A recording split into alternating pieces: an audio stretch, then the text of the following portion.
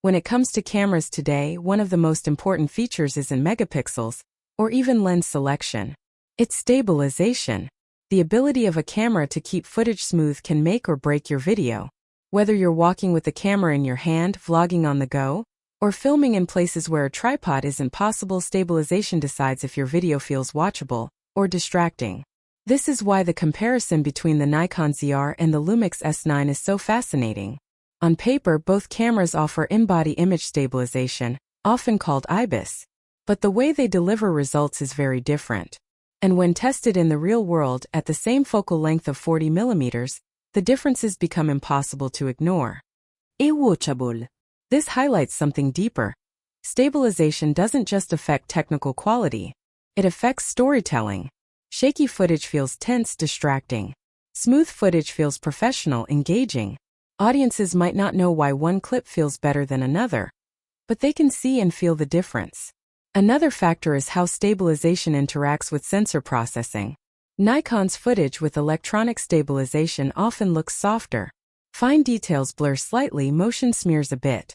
That's because the camera is constantly analyzing and warping the frame to fight movement.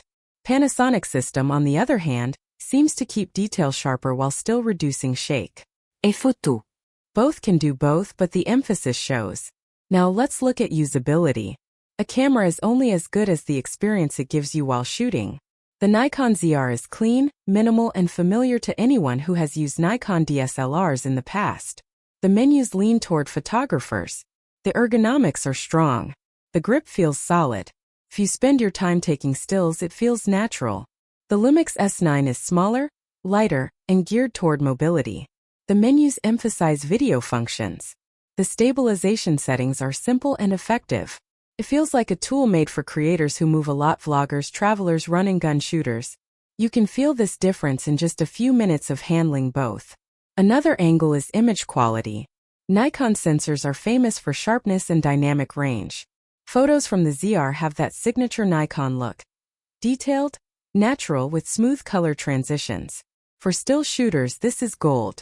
Panasonic sensors, especially in mid-level models, sometimes lag behind in dynamic range for photos. But for video they shine. Panasonic's color profiles, highlight roll-off, and overall motion rendering feel more cinematic. This means that your decision depends on your creative focus. If photography is your main passion, Nikon feels like the safer bet. If video is where your heart lies, Panasonic gives you tools that feel built for you. But here's the catch. Modern creators don't always separate photos and videos. Many need both. A travel vlogger takes stills for Instagram and shoots video for YouTube. A wedding creator captures portraits and films the ceremony. Hybrid work is the new normal. That's why these comparisons matter so much.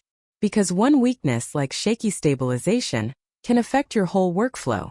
Speaking of workflow, stabilization saves time not only during shooting but also in editing. Nikon's shakier footage means more time correcting in post-production. You may need to crop, warp, or run stabilizing software.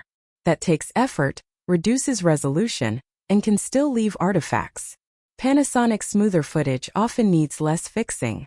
That means faster turnaround, which matters when deadlines are tight. Confidence also plays a role.